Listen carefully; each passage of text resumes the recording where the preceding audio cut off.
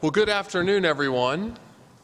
I'm Zach Klein, the president of Columbus City Council. We're here this afternoon out of a community concern arising from folks in the community, primarily the Somali community, as it relates to the potential regulation of hookah lounges in the city of Columbus and some of the concerns that folks in the community have brought to my attention as it relates to how some of these establishments may be causing problems in their neighborhoods, within their families, and in the community at large. I'd like to recognize my colleague, Councilmember Michael Stenziano, who's joining us right now. The show flow of today's public hearing will be an opening statement by Mohammed Jama, the chief editor of the Somali Post, followed by a presentation from Micah Berman, associate professor at The Ohio State University and College of Public Health and the Moritz College of Law about the effects of hookah use. Then finally, the presentation of the first draft of the hookah legislation, potential legislation, from Laura Baker Morrish, the chief prosecutor in the Columbus City Attorney's Office. If folks are interested in speaking on this issue, in the back there where the line is formed are speaker slips. Folks can sign up. We'll take as many as there are signed up, and each person can have 3 minutes to speak on the issue.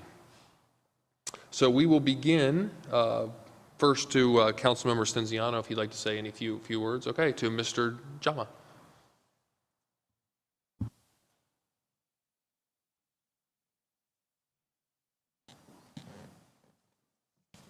Thank you, Councilmember, President Klein. Thank you. Thank you all.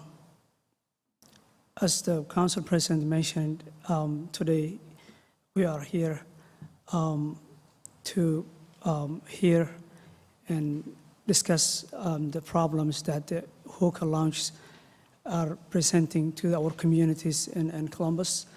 And I want to make it clear, it's not just an issue for the Somali community, it's an issue for the residents of Columbus, specifically the youth and women. I want to give a brief description of what the hookah lounge is and what the shishas are, and then I will give a perspective of what the community is having with it, specifically the Somali community. A hookah is a single or multi-step instrument for vaporizing and smoking flavored tobacco, or sometimes cannabis, whose vapor or smoke is passed through a water pipe. Health risks of smoking hookah include exposure to toxic chemicals that are filtered out by the water, and risk of infectious disease when hookahs are shared. Because hookahs, when they smoke, and the users, they share the same mouthpiece. The popularity of hookah establishments has grown recently in the United States, particularly in cities with large Middle Eastern communities, which Columbus happens to be one, and in areas with significant young adult populations, such as New York College campuses. Hundreds of hookah bars now operate in Central Ohio, and mainly, if you look at the map of where the hookahs are located in Columbus, are in University District and Short North. Similar to cigarette, hookah smoking delivers the addictive drug motivation and is at least as toxic as cigarettes. While many hookah smokers might consider this practice less harmful than smoking, hookah smoking carries many of the same health risks as cigarettes. The target for hookah lounges is the youth, women, mainly preteen, teenagers, and college students. The largest and the classy hookah lounges are in the Short North, like I said earlier, and in University District. Their customers are college students and teenagers. Mainly new Americans specifically, recently from what we are seeing, the number is growing high in the Somali teenagers and youth. Somali parents, used to be proud of sending their students to a high university, which I attended, many of you in here attended, and used to be proud and, dignified. But recently, that image is about to change because of the Hookah launch. And the word is, why are you sending your kid to Ohio State? All these Hookah parties, he's going to end up dropout, smoking Hookah and all these kind of comments. And which we are not happy about it. The parents are not happy about it. As a community, we're not happy about that. So I'm going into the specific issues why the Somalis are concerned out of the rest of the community, according to the Hookah concerns. And I will go that into 7 steps. The main one is increased underage smoking. And there's no regulations. Anybody can open Hookah lounge, and anybody can walk in there. Doesn't matter what age you are. There's no age requirement. You can order, pay $10 to $15, and start smoking. And it's an exposure to tobacco for teenagers and underage. Increased secondhand smoke to youth and women. There's indoor smoking without proper, in many facilities, without proper ventilation. The charcoal used to heat tobacco in the hookah increases the health risk by producing smoke that contains high level of carbon monoxide, metals, and cancer-causing chemicals. A typical 1-hour-long hookah smoking session involves, according to the Center for Disease Control, 200 puffs, while an average smoking cigarette is 20 puffs. So that is 10 times smoking a cigarette. The volume of smoke inhaled during a typical hookah session is about 90,000 milliliters, whereas the cigarette is 500 to 600 milliliters. Using a hookah to smoke tobacco possesses a serious potential health hazard to smokers and others exposed to the emitted smoke. There is increased exposure and consumption of alcohol to teenagers and underage in hookah lounges because there is no regulation. And people come in with bottles with alcohol, and some of these lounges also serve alcohol. So if these underage or teenage students or youth came to this establishment without proper identification and they smoking hookah at the same time, they're drinking alcohol. And there's with accounts that say sometimes instead of using the water that used to cool for the hookah bottle, that's replaced with alcohol sometimes. Increased exposure of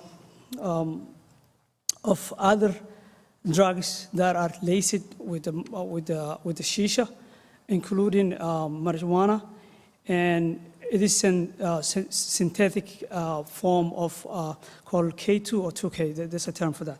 Are also happen sometimes. There's underage exploitation. There's teenagers coming from their home, meeting up strangers that they don't know at the hookah lounge, and ending up in places that they had no business or not intended to go. And there's an increased, as the hookah lounge became popular, and the number of new Americans or Somalis, whatever you call them, increased to mingle in these establishments. The number of runaway rate has increased also. There is an increased juvenile crime, and after parents' meetings and discussions had been done, the issue was identified, came from the hookah lounges. And, in a short summary, I think the hookah lounges are becoming problem spots for our communities, And that's the reason we are trying to get a city ordinance to regulate those and stop those, unnecessary things that are happening. There are also increased high school and college dropout rates linked to the hookah lounge, because students spend more time at the hookah lounge at night. They come like 7, 8 o'clock and spend until 3, 4 in the morning, and they have no reason to go to school in the morning. They can't get up, their grades drop, and their attendance drop, and they drop out of high school. So we, as a community, we had come together, had discussions about the problems, and as we always do, the problems that affect our youth. And the hookah lounge became one trouble spot that we need to go after. And after that, we had several discussions with several members of the city leadership and the state and the county. And one of those discussions happened to be a discussion I had with Council President Klein. And he asked me to see if that's something that the community supports. We have convened a meeting on September, I believe, 28th, with the Somali community, with President Klein, where he had to listen to complaints regarding the issue on hookah lounge and hookah bars, and that led to the actions that the City Council President Office and the Prosecutor's Office and everybody is proposing to city ordinances to regulate those. And we are asking to tackle this problem, and if not possible, banning it, to regulate, put more regulations on it that protects our youth, regardless. It's not a Somali issue again. It's a Columbus residence issue. It's an American issue. A child or a student that's coming from Dayton, Ohio, his parents is sent to study Ohio State and exposed into hookah lounge, smoking shisha every night and dropping out of college. It's not a Somali issue. It's a community issue, and we are asking to regulate that. And thank you. Thank you, Mr. Jama. Just so I can understand, 1 second, sir, 1 second, sorry. You rattled off some reasons, and I want to make sure that I understand, like, the reasons that that you believe the city should consider exploring different regulations. The first is children, youth exposure to smoking and the harmful effects. The all-hour operation and access to children, maybe sneaking out of their parents' house or having a place for them to go, and the detrimental effects of that, not only to the community but to their educational outcomes. Potential drug use at such facilities, underage drinking at such facilities, and then the 24-hour operation, and the fact that there may be drug use or drinking, and just the nuisance that it could be spilling out into the neighborhoods and the problems it causes at all hours of the night. Is there anything else that I'm missing? I'm trying to keep track of underage exploitation, mm-hmm. and increased runaway rate. High school, that's the same issue as you mentioned, is included. So yeah, that's it. Okay, and thank you. The other issue here is we have a juvenile increase into the recently juvenile crime rate increase in the Somalian community, where a lot of young folks have been involved in committing crimes, robberies, and when we went after all these problems, where they stemming from, it was all mentioned that these kids hang out with older gentlemen that already are in other businesses, and they are introduced to other drugs, and they're being used to do those things. So that also is another issue, increase of the underage or juvenile crime rates in the Somali community. And it's your belief in conversations within your network in the Somali community that the increase in the juvenile crime rate has a causal connection to the participating in the hookah lounges? Yeah, it is connected to it originates from the hookah lounge. Okay. In other words, the hookah lounges, to the way I would describe it, the hookah lounge, and to us, hookah lounges are becoming the same as those corner stores, bad corner stores in African American communities or in some Columbus neighborhoods that are known to expose kids to problems. Some members that distribute or sell drugs, hang out, and that's what the hookah lounge, the picture we're getting from hookah lounge is that. Well, I appreciate the reason why I think it's so important is to outline the reasons why we're talking about this is because I don't think it's fair to paint every corner store or every hookah lounge as a bad operator. The question is, how can the city consider reasonable regulations that can address the concerns that are being raised by you, and I'm sure we're going to hear from other speakers later, and what that balance is from a business operating perspective of being reasonable with regulation, but addressing significant real concerns that communities may have as it relates to this issue. And at the same time, making sure that the regulations, if enacted, would be effective, so that we simply don't pass legislation at some point that sit on the books and don't have the ability to enforce. And that's where a partnership with the Department of Public Health, the partnership with the City Prosecutor's Office, and the partnership with the Columbus Division of Police to make sure everyone's on the same page to effectively address the concerns that you and others have been raising. Yes, of course. There are some decent business owners that operate their businesses neatly. Yeah. But the thing is, I'm running my business neat, and I'm not neat. But there's always bad apple, and the bad apple makes all the apples look bad. Sure. And yeah, there are some decent businesses, but at the same time, there's no regulations on this business, and that's what we. No, of course, and I think that's the balance is making sure we're reasonable in our regulation. I know Mr. Stinziano, council member, do you have a question? Yeah. Thank you, President Klein, and thank you for the presentation and sharing with us those concerns. Curious, you mentioned there are some good operators. What the approach has been for those that have been most concerning, where you have seen violations or concerns for particularly young men in the community. Have you approached those businesses? Are you aware if any of elders or other individuals have talked to them about those concerns? And if you have, what those owners' response have been?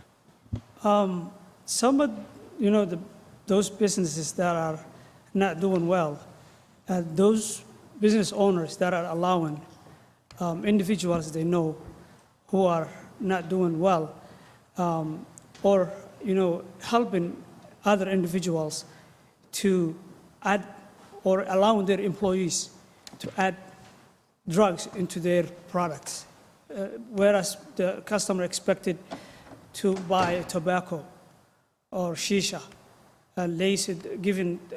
serving them shisha laced with marijuana or K2, 2K. I don't know which term the synthesized form of the marijuana. So those are the ones we see are not good businessmen. Those that are allowing 15-year-old to come to their business and order tobacco from them, and stay there until 4 in the morning while he's expected to go to school in the morning. Those are the businesses we know are not good businesses. If the business is open and they allow adult people that can make decisions for themselves, that are independent, to show up there and do their business, do whatever they want to do, and go home, we don't mind, and we cannot regulate that. There are bars that are open all around Short North. We don't talk about them. They license it, and they are expected to go by the book and not allow underage, and we respect that. And those bad businesses are individuals with business mind, seeing a kid the same as his age come into his business, hanging out with older men, a young lady, 14-year-old, 15-year-old, mingling with 40-year-old truck driver or whatever. Those are the types of businesses and I think it all comes to regulating and making sure if there is any complaints about those businesses, there is some regulations about it. Thanks, sir. Thank you. Thank you. Just a reminder, if you came in, we can accept speaker slips. They're going to be right over there on the table. Do we have any more? Alexis will head back there if you want to sign up to speak. Yeah, right. Thanks, Glenn. Right there in those, the blue speakers slips right there. You just can sign up, and we'll take them in the order that they're signed up. So the next speaker is, I believe, Micah Berman. Professor, thanks for joining us today. The floor is yours.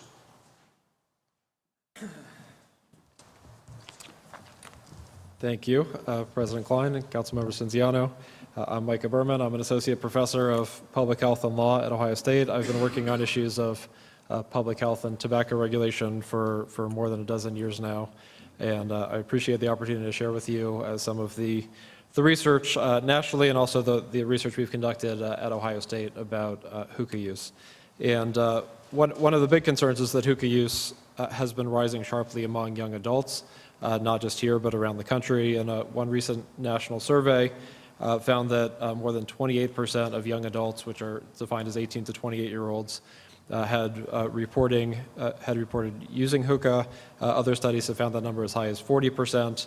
Studies of college students have found that somewhere between 9 and 22% of college students have used hookah within the past 30 days. And that's been one concern that we've looked into a lot at Ohio State. As was mentioned by the previous speaker, there are a number of hookah cafes that are located right around campus. We've counted at least a dozen of them. And one study recently found that within the first month of college, more than 14% of college freshmen who had never in their lives used hookah before used hookah within that first month of arriving on campus, which I think is extremely troubling. I won't go through the evidence on the dangers of hookah use. I think the previous speaker covered that well, but despite some misperceptions, smoking hookah is smoking and carries the same nicotine, carbon monoxide metals, carcinogens, so forth, that other types of smoking does. And there's also emerging evidence that hookah use, particularly by adolescents and young adults, may serve as a gateway into nicotine addiction and use of cigarettes and other tobacco products. So what we've done at Ohio State is, as part of our Center of Excellence in Regulatory Tobacco Science, we conducted some focus groups with 18 to 28-year-olds, including some Ohio State students, in 2015 and 2016. And what we found is that participants said that 18 to 20-year-olds in particular spent quite a lot of time at hookah cafes for three reasons. One, they were within easy walking distance of campus. Two, you didn't have to be 21 to get into them. And three, hookah use was cheap when it was divided up among several people who were sharing use. Several of the participants we talked to said that they, when they arrived on campus and were hanging out with their friends, hookah use was not something that they were necessarily intending to do, but they would just end up at these cafes and start smoking because it was there and other people were using it. Among the students, the young adults that we talked to, there were widespread misperceptions about the health risks of hookah use. Most people believed that it was far less harmful than other tobacco products. And quite a few said that they had been told by employees at hookah cafes that hookah use was harmless. We're also conducting larger cohort studies where we're following hundreds of both youth, mostly young boys and adults in Columbus. And in that larger study, the results are still preliminary, but we found that about 9% of hookah users reported that they had been told by someone at a cafe that hookah smoking is safe or harmless. I appreciate you looking into this issue, and the proposed ordinance, I think, will help to address some of the problematic behavior that we've observed. Raising the minimum age to 21 would make it consistent with the age that's applied to alcohol and other dangerous behaviors. It would help to counter the misperception that hookah use is harmless.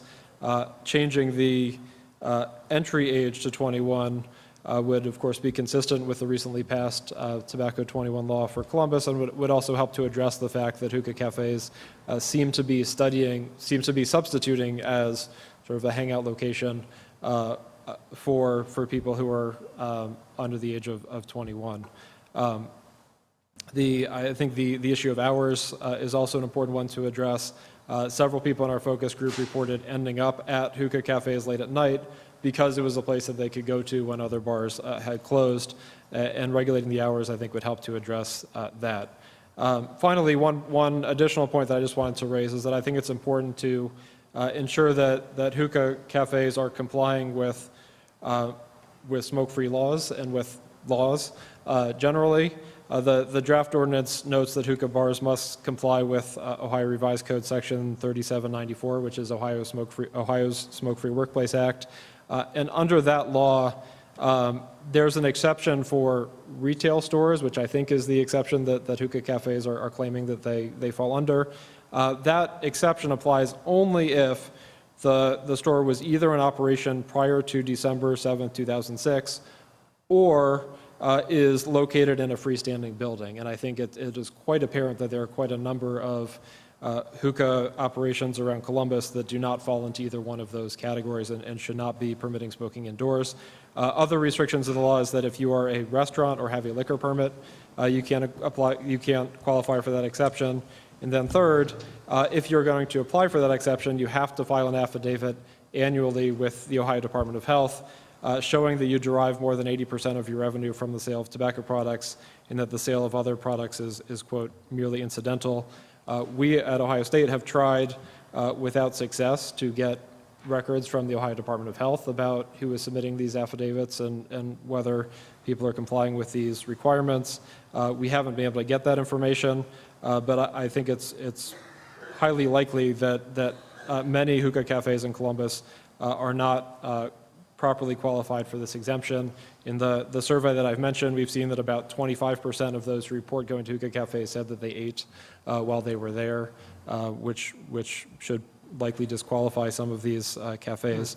So I would urge the city to coordinate with the Ohio Department of Health to ensure that those requirements are being enforced.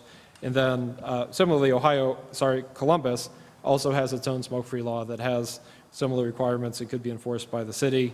It has an exception for tobacco retail stores, but likewise says that sale of other products has to be incidental, and likewise says that any new retail store opened after the ordinance's effective date, which I think was in 2005, have to be located in freestanding buildings. And again, I don't think that's the case. So I think it is only fair that businesses comply with the law.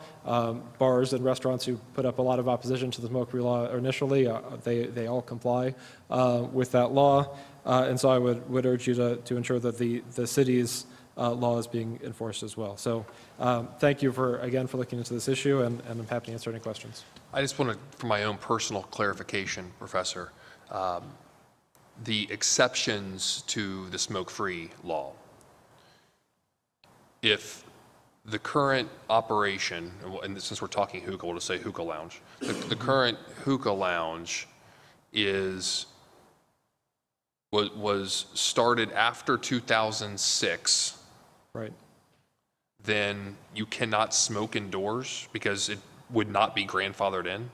You could smoke indoors only if it's located in a freestanding building. Only, so you need to meet the two-prong test in order to be operating legally in Ohio? Yeah, I mean, it's more than two prongs, but you'd have to be either grandfathered in as having started before 2006 or be in a freestanding building.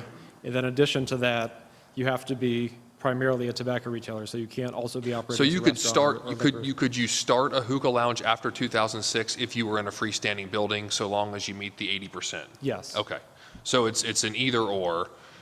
So if you're in a duplex or a commercial strip center, you have the 2006 requirement because you would not be in a freestanding building. But if you're a standalone shop, you could start one today so long as you meet the certain requirements. Right. So okay. There's one hookah shop that I can think of on High Street that's been there since before 2006 that's not in a freestanding building, but that's about the only one that I can think of. There are quite a number of those that have popped up since then. And is that enforced by the Ohio Department of Health in conjunction with the city? What does that enforcement mechanism look like? It's enforced by Columbus Public Health, is the basically local enforcement arm for the state. Okay. All right. Yes, sir. Councilmember Cinziano. Thank you, President Klein. Just curious, I know we're in Columbus in focus, but have we seen hookah use across the state, other university areas, if you could speak to that.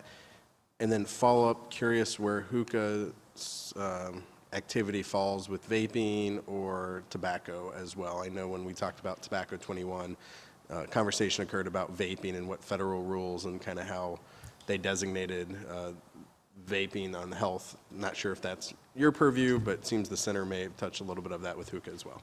Sure. So, thank you, Councilmember Cinciano, for the question. I don't have numbers, but from my conversations with people around the state, it is a concern not just in Columbus, but around the state, and certainly in college towns. I mean, I know that in Athens, for example, they've had a longstanding concern about hookah cafes, and I think that's true in other areas around college campuses as well. In terms of the regulation of them, in terms of the federal regulation, hookahs are in that same category as e-cigarettes. So they're another product that the FDA was not regulating until recently, but they have now taken jurisdiction over, so they are regulating them. But that basically requires sales to be limited to people over 18, and then some other sort of manufacturing production regulations. It doesn't sort of directly address the issues we're talking about here. Thank you, Professor. Thank you. Our next speaker will be Laura Baker-Morrish, the Chief Prosecutor in the City Attorney's Office, whom we worked with in drafting the ordinance. Again, just a reminder, if y'all came in just now, that you can sign up for a speaker slip if you wish to speak on this potential legislation. Ms. Baker-Morrish. Thank you. Good afternoon. I'm here to just discuss the draft ordinance that we've put together based upon the concerns that were raised earlier today and hearing from community members regarding the concerns that need to be addressed. Draft 2329.15 defines the operation of a hookah lounge and provides some definitions.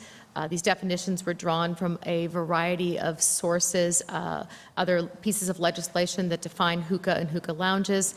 We also looked at the city of Hilliard has an ordinance that we thought would be applicable, and some other smoke-free tobacco information. So the department will be defined as the Columbus Health Department, known as the Columbus Public Health. Hookah, pretty standard definition, a pipe used to pass charcoal-heated air through a mixture of any organic or synthetic material, including but not limited to plants, herbs, or tobacco, and ultimately through a water-filled chamber for the purpose of inhaling and exhaling such smoke or fumes created by this process. And then most importantly, the hookah lounge itself is defined: a retail establishment that gives, sells, rents, or otherwise distributes hookahs and sells organic or synthetic mixtures that may or may not contain tobacco for the purpose of inhaling and exhaling the smoke or fumes created by the hookah. A hookah lounge must obtain an exemption from the Ohio Department of Health as described in the revised code 3794, and that actually should be .03E, and that is the retail tobacco exemption that was just recently discussed. The second section, the B section, is what would allow the city to tailor licensing of hookah lounges to address some of the public health concerns that were raised. It specifically authorizes the Columbus Board of Health to, they're both authorized and directed to promulgate regulations in order to further the objectives of the chapter.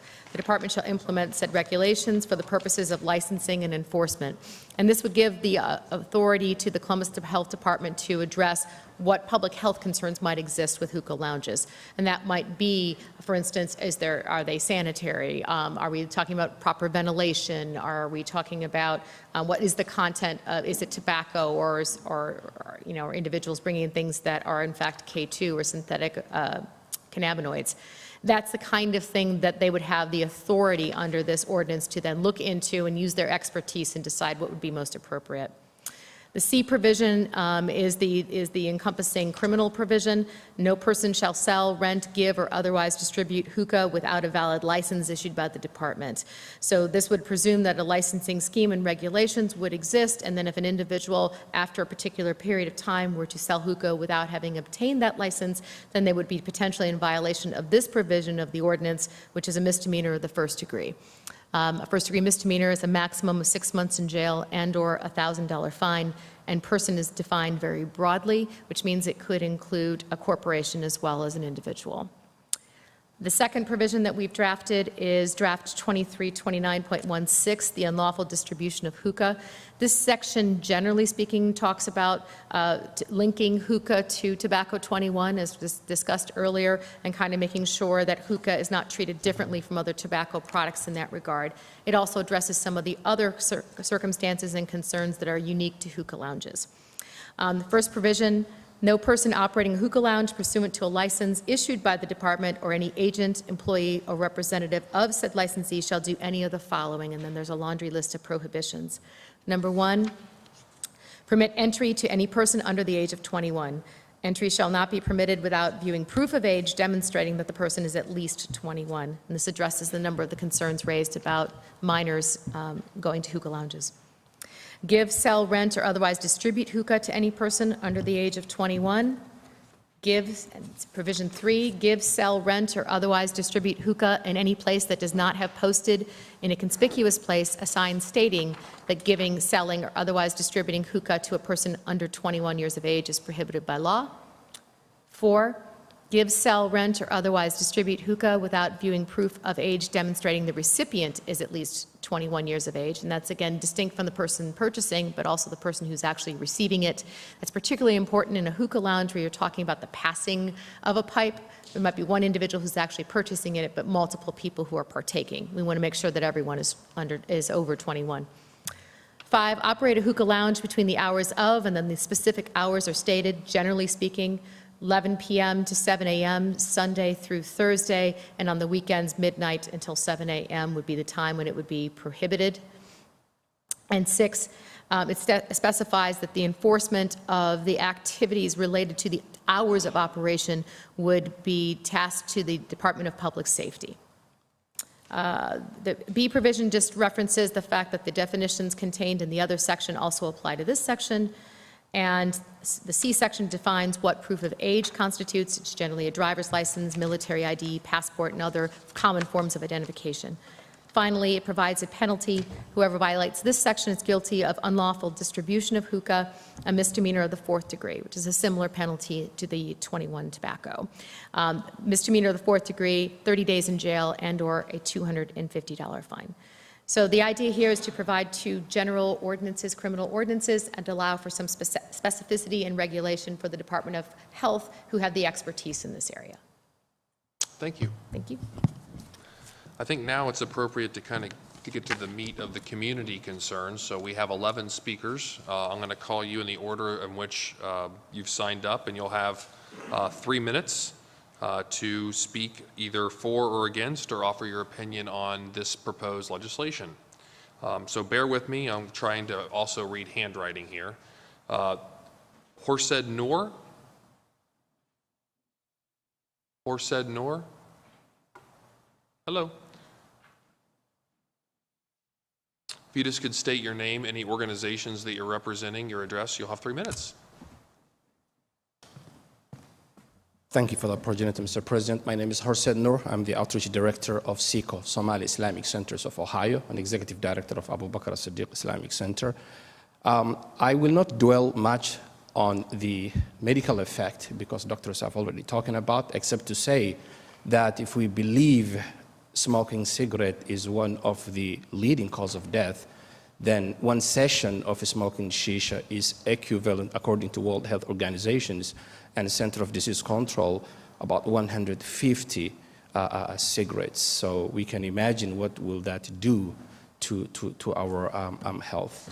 I have concerns as a preacher, as a faith leader, as a parent, as someone who mentors the youth, that it's not even about a shisha anymore. It's about some substances that they use at that place, something like lean and codeine and probable drug substances that are life-threatening and very addictive that would transform the youth into something else.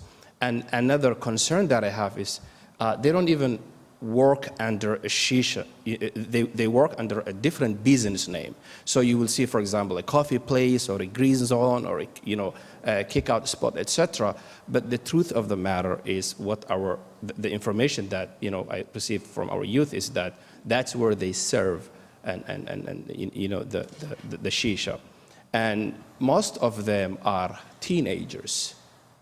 So, and the concern that I also have is that there is a direct link between the wave of youth gangster violence that we have seen recently, and the Somali community has lost 7 young men in just less than 2 months, and majority of them were either on their way to the hookah lounge or they were coming from that place. So we have that concern. And one more thing that I would like to mention is that one of the leading causes of the school dropout is also the fact that they spend their time at those places in late night hours. Sometimes those places are open until 4 a.m. Now, we have many of our community leaders here, we have the faith leaders here, and they can all attest to this fact. We have a request to make, and that is if we can create a separate zoning for them. We don't want to have them in our neighborhood. Or if we can come up with some sort of regulatory ordinance, or if we can make sure that they only, you know, after 8 p.m. or so, or after 9 p.m., the youth shouldn't be allowed there. Because what happens is, most of the time, if you even look at their social media or their Snapchat, that is where they spend their time. And that's what's causing the gangster violence, that's what's causing that.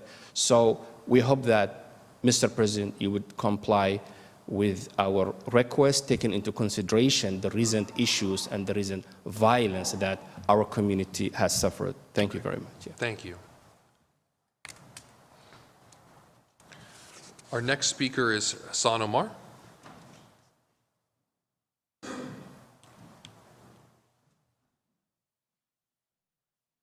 Welcome back to Council. Honorable Zach, City Council members, and everybody, thank you for taking this issue seriously. On behalf of the Somali community, I really greatly appreciated the City Council about this issue. I'm not an expert, and I think we hear from experts who were explaining the effects of the hookah. But as a community leader, as a parent, the hookah is a new phenomenon for Somali community. The first time I heard about hookah was like maybe 2 years, 3 years ago. And since then, I have been receiving a complaint from the parents who are saying our kids are away at home 2 o'clock or 3 o'clock. Also, people are saying my kids became a gangs and my kids go there. So we do believe that hookah is something that reduces the quality education for our kids. Also, it increases the crime in our community. As he mentioned, or said earlier, for the last 10 months, we lost 9 young men who've been murdered by other criminals. We related to shisha. That's where they started from, the problem. As a community, this thing is a new culture. It's not our culture. It's a new habit. And it affected many families who are really fed up with the hookah. We are taxpayers. We are American citizens. We came here to educate our kids. We came here to make advancement. We came here to help and become the part of the society. We do believe hookah is something that is creating more complexity and more problems than any other problems. I remember there has been something called cat. Our community used to do even something was legal in Somalia. The city and the United States and everywhere, that has been banned. We would like the hookah to be banned in our city because we don't see any benefits that we're gaining we are losing our kids, we are losing our value, we are losing our families. It affected even the families. And this is not our culture, it's a new culture. So we don't want somebody to take advantage of our kids. We believe that it attracts the kids underage, and there are so many inappropriate actions take place, the shisha places, and we're not supporting the shisha to remain in our community. And I believe that it may increase even the teen pregnancy, it may increase the violence, it may increase drug uses, it may increase even the separation and the breakup of the families. Therefore, as a city council president, and hopefully in the future our city attorney, we are requesting you to take action, and we are greatly appreciating this hearing today. And this is the issues that we really like to hear and to continue in the future. Okay, thank you. Thank you. Our next speaker is Mahamoud Irkule.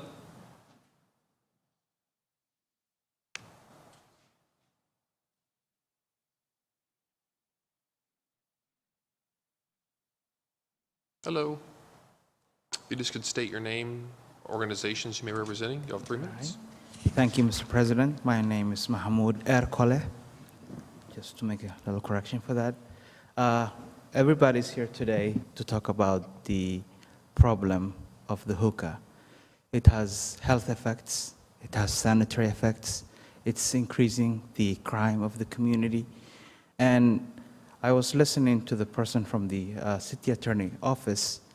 If we have all of those laws in place, why are we not enforcing them? Because we know that they're opening in the wee hours of the night. We know that underage kids are going there. We know that people who are not supposed to be smoking, if the city stopped people from smoking inside restaurants, why are we smoking in our cafe places where people come there to have a cup of coffee and just leave? One time you smoke hookah is equivalent of smoking 26 cigarettes. So it's affecting the health of the youngsters, and I'm just asking the city of Columbus not enforcing the laws in place. These people have license from the city. They open places, they call people to smoke, and we're not stopping the underage kids, the teenagers going there. It's just a matter of asking for ID, military ID, a driver license, or something like that, and banning people from under 21 going there and smoking. If we can do that, fine. But as the Somali community, we would like this to be stopped, because the hookah places are opening in our backyards, close to our homes, close to the schools, close to our businesses, and it's having a very bad impact on our health, on our values, on our city, on our youth, and this is really very bad. We have to stop this before it gets out of hand. Thank you very much.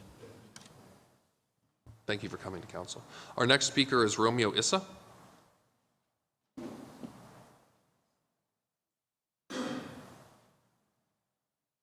Welcome to council, sir.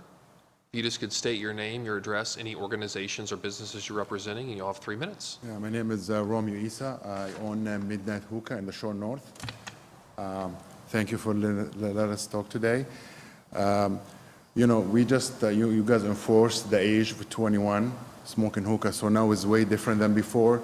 So I think anybody's 21 and over, they have the right to smoke hookah or to smoke cigarette. And our places, it only have 21 and over signs at the door, and we do check IDs. And our hookah is all clean. We don't use except, you know, tobacco over there. And you know that for the time, a lot of people, you know, they work the second shift, and a lot of people go at home to see their children and, you know, have time with their children, and they want to go late at night. So by eliminating the hookah bar, instead of just going to hookah, smoke hookah and drink tea, the other way is to go to the bar and drink beer. So we're just eliminating people just to have one thing at night, except just to go to a hookah bar and smoke hookah and drink a tea, and it's a peaceful place. We have TVs that people can watch the games, basketball, late midnight NFL, they can watch it over there.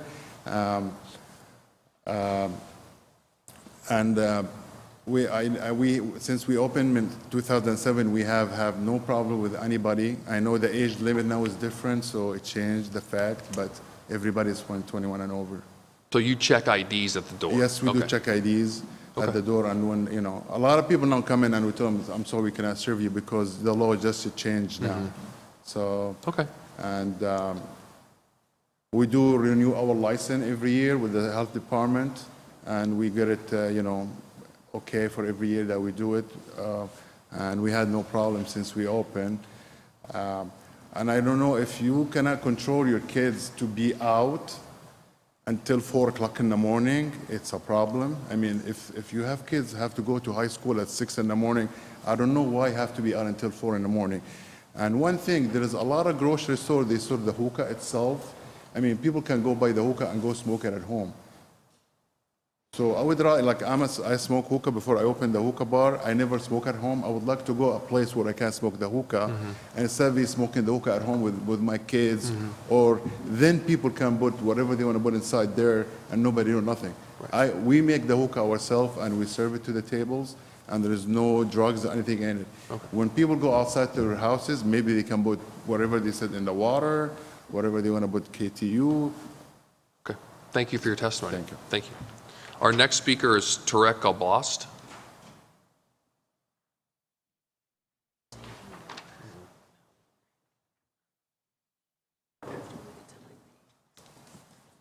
Good evening.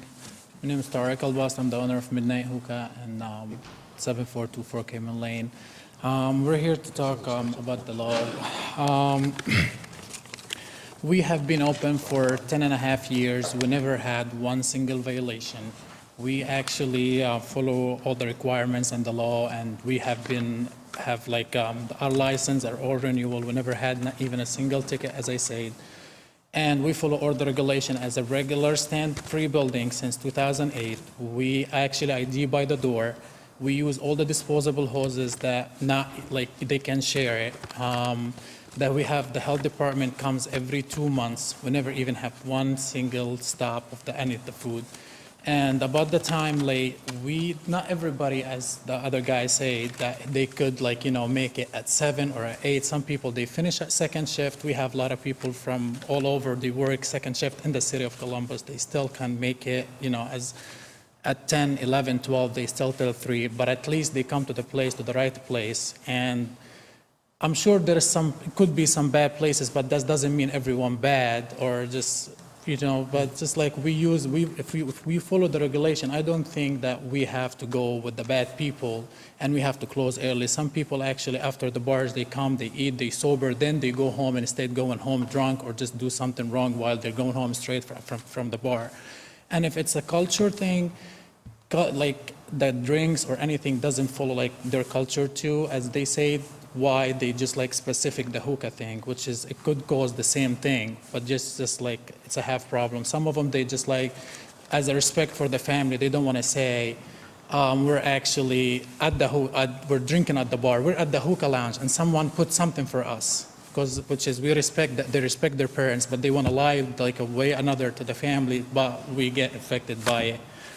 And I don't see anything wrong with if you guys doing a great job, Sinton City, inspections and food license and everything. We have everything by rules. That's the most important thing. And that's all what I want to say. So it sounds like the potential regulation as it would affect you wouldn't necessarily be 21 because you're IDing folks anyway. We ID by the door. It would be our regulation would have an effect on you. Yes. Okay. Good. Okay. Thank you. Thank you. Our next speaker is Ed Humadin.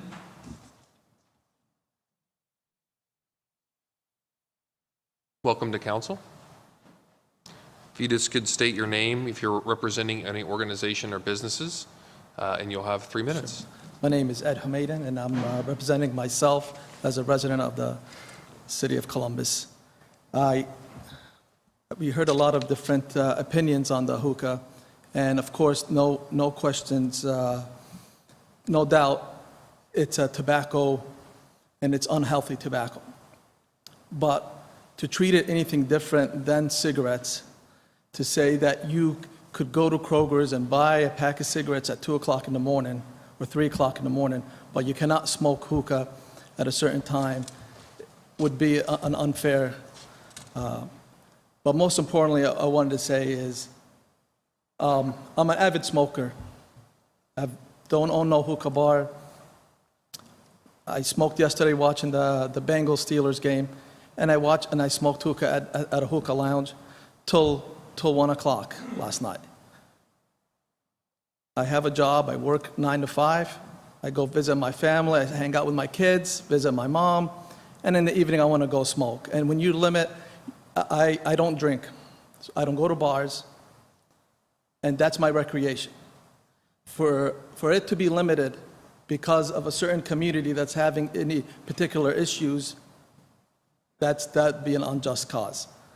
You know, there is issues with the Somali community, and they go far beyond just hookah smoking.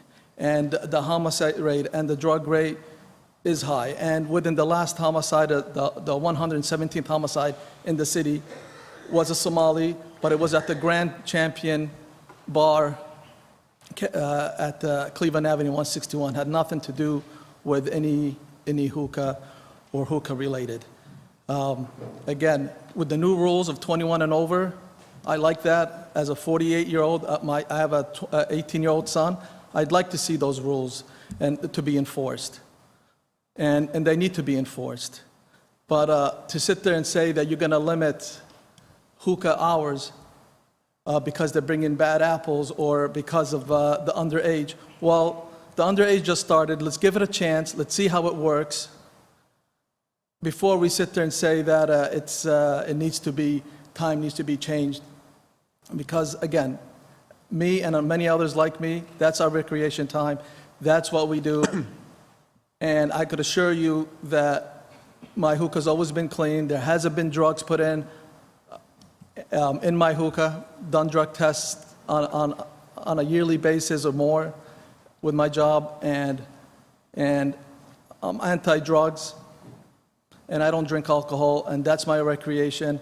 And to sit there and categorize all the hookah places because of an issue, of a particular issue, it needs to be really looked at into details and really looked at as a tobacco issue and be respected as the other tobacco laws and not isolated from the regular tobacco use. Thank you for your testimony. Thank you. Our next speaker is Rashid Sahal.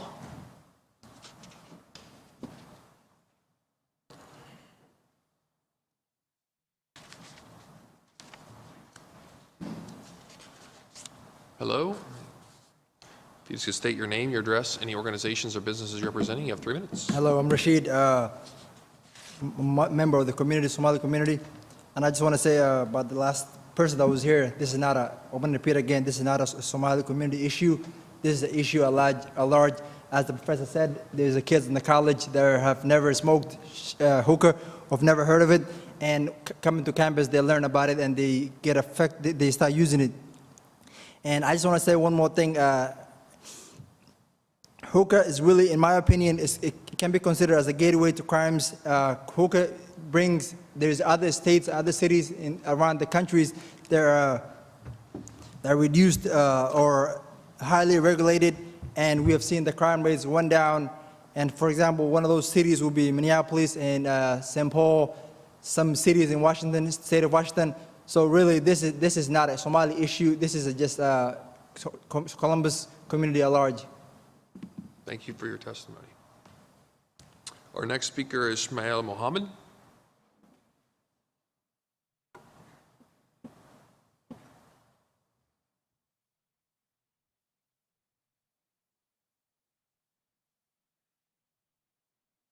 If you just could state your name, your address, any organization or businesses you're representing, 3 minutes.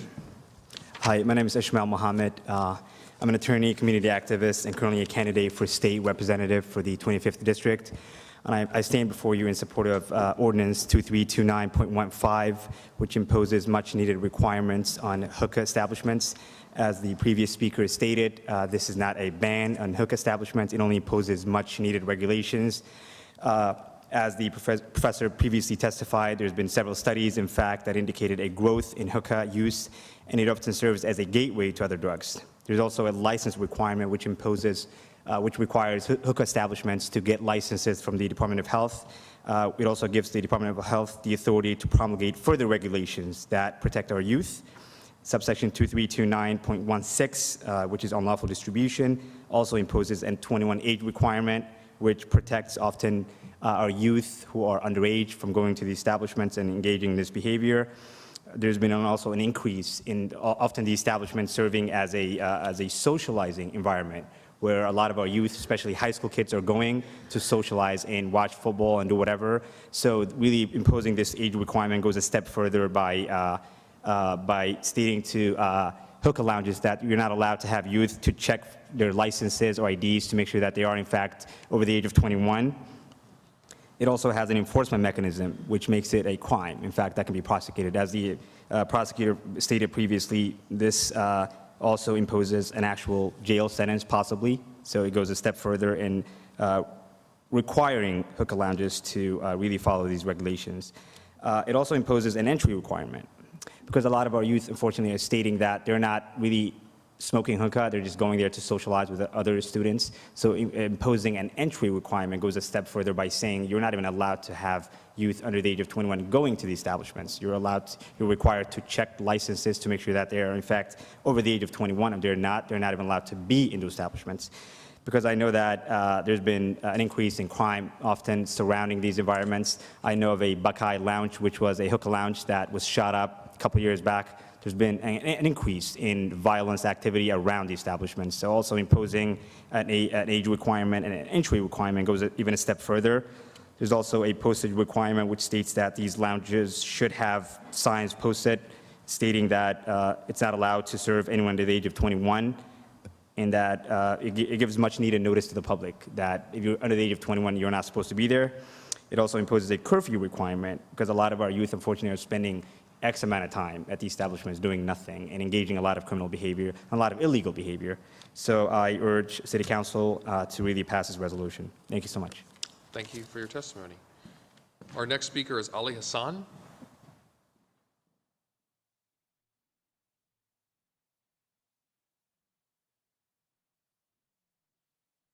If you just can state your name, your address, and the organizations you represent, you have 3 minutes. My name is Ali Hassan, and I'm from Masjid bin Taymiyyah Mosque, and I'm a youth president at the mosque. We came to emphasize our points on this issue that we're discussing about, and we have seen that, you know, it has a great impact upon our youth, young adults. It's becoming between families. It's disconnecting the families, a lot of families, the youth and the parent. The youth being outside for so long and getting exposed to such habits, which will lead them to, you know, to be less productive in their life when it comes to the areas of education, employment. So we see it as a big issue, and we would like to emphasize to gain support in all means necessary to prevent this kind of behavior. Because we're talking about life, people's life is in stake, risk. So to prevent that and to make the youth productive and move forward, we would like to seek help on preventing from such habit to happen. So with that being said, we will hope that you will take this into high consideration and to help us save the life of this youth. Thank you. Thank you for your testimony. Our final speaker is Abdi Adan.